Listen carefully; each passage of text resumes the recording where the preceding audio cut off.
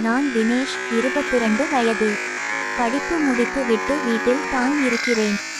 எப்போதாவது விடுமுறை நாட்களில் என் மாமா வீட்டுக்கு செல்லுவதுண்டு.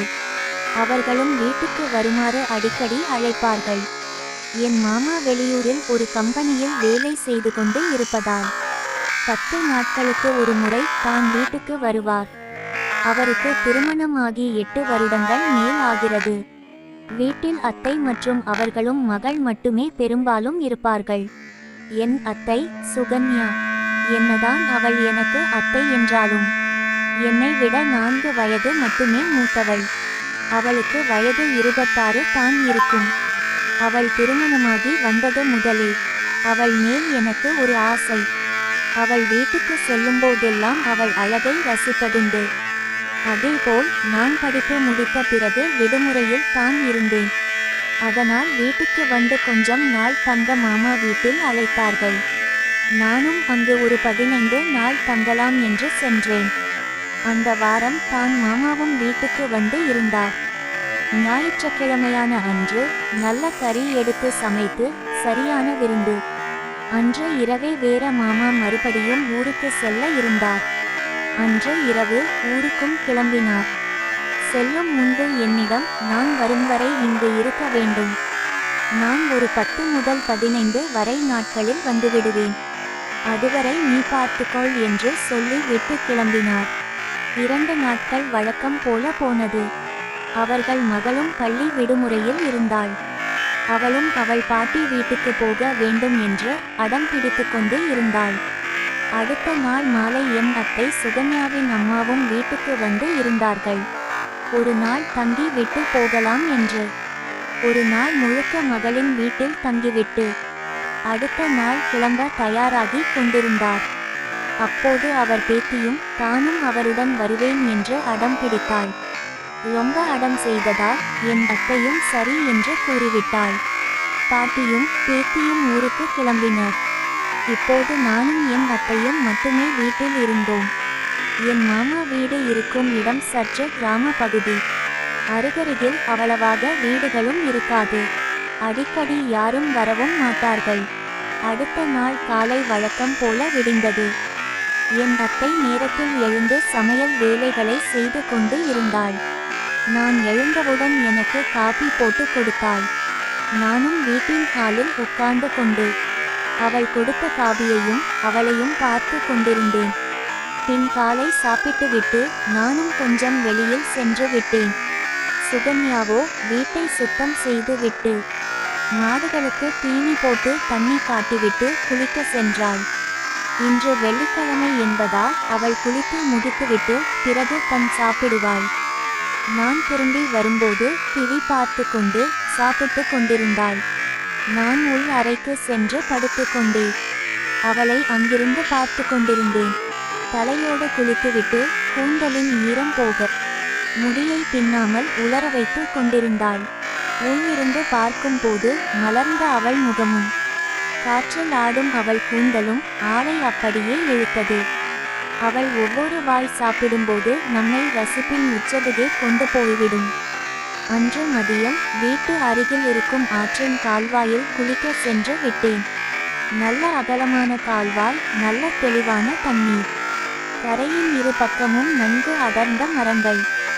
நான் கரையில் இருந்து கீழே இறங்கி தண்ணீரில் குளித்து கொண்டு இருந்தேன். சிறிது நேரம் கழித்து கரையின் மேல ஒரு பெண் நிற்பதை பார்த்தேன். வேறு யாருமில்லை, சுகன்யா தான். வீட்டில் தனியாக இருக்க பிடிக்கவில்லை போலும். பின் கரையிலேயே அமர்ந்து கொண்டு என்னிடம் பேச்சு கொடுத்தாள். தண்ணி நல்ல ஆழமாய் இருக்கா, குளிராய் இருக்கா என்றெல்லாம் கேட்டுக்கொண்டிருந்தாள். கொஞ்ச நேரம் கழித்து வீடுகே கிளம்பினாள். நானும் பிறகு கிளம்பினேன். வீட்டு வாசல் அருகே செல்லும்போது அவளை பார்த்தேன். வீட்டின் ஹாலில் தரையில் படுத்து கொண்டு இருந்தாள். நானோ துண்டை கட்டி கொண்டு சென்று இருந்தேன். கையில் வைத்திருந்த துணிகளை கம்பியில் காய வைத்து கொண்டு இருந்தேன். அப்போது அவள் உள்ளிருந்து என்னை பார்த்து நெளிந்து கொண்டு இருந்தாள். நான் உள்ளே சென்றபோது கூட எழவில்லை. அவளை கடக்கும்போது நெளிந்து கொண்டிருந்த அவளையும் மறைத்து கொண்டே உள் அறைக்குள் போய்விட்டேன். அன்று மதியம் சாப்பிட்டு விட்டு அந்த அறையிலேயே தூங்கிவிட்டேன். மாலை நேரம் ஆனது. சுகன்யாவின் வேறு வேலைகள் எல்லாம் முடித்துவிட்டு களைத்து போய் வியர்த்து வெளியில் அமர்ந்திருந்தாள். பின் மீண்டும் குளிக்க துணிகளை எடுக்க உள் அறைக்கு வந்தாள். அப்போது எனக்கு தூக்கம் கலைந்து விட்டது. ஆனால் தூக்கத்தில் இருப்பது போலவே கண்களை மூடிக்கொண்டு படுத்து இருந்தேன்.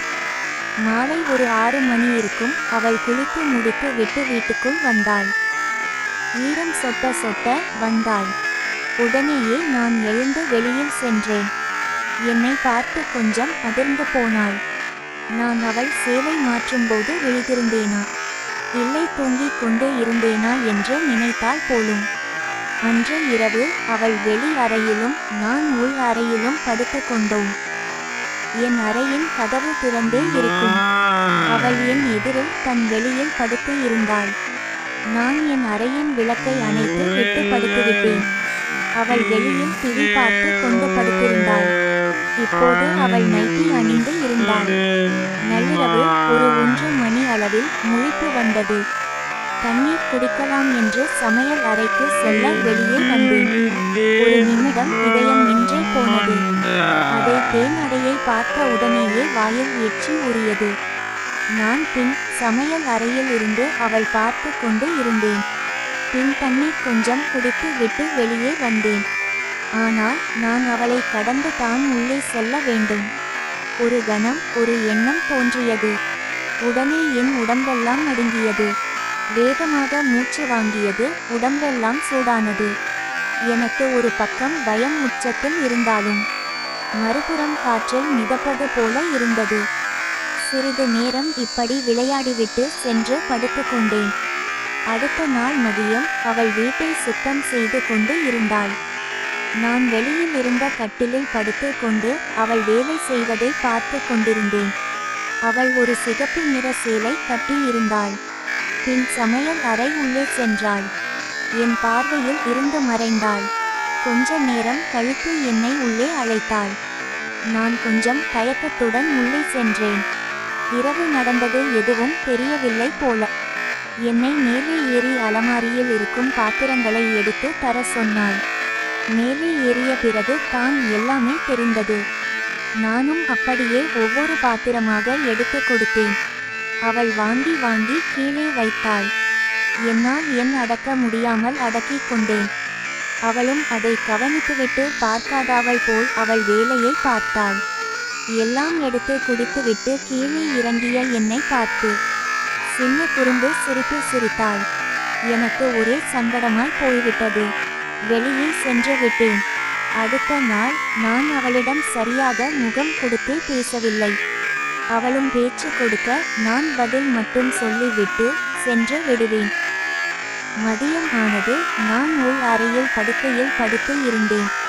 சுகன்யா உள்ளே வந்தாள். நான் எழ முயற்சித்தேன். அவள் இல்ல பரவாயில்ல படு என்றாள். பின் என் காலையிலிருந்து ஒரு மாதிரி இருக்கிறாய் என்றும் தன்னிடம் சரியாக பேசவில்லை என்றும் கேட்டாள்.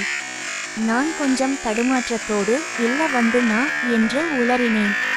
சற்றும் எதிர்பார்க்காத நேரத்தில் எனக்கு தூக்கி வாரி போட்டது.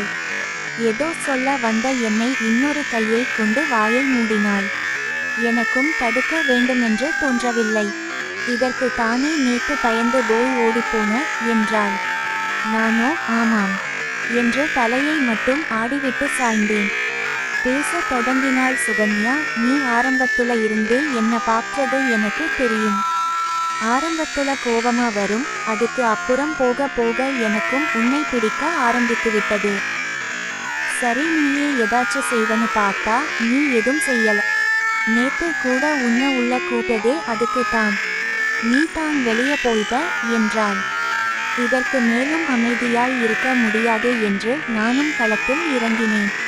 15 நாள் கழிந்தது. அடுத்த நாள் மாமா வீட்டுக்கு வந்து விடுவார். நானும் வீட்டுக்கு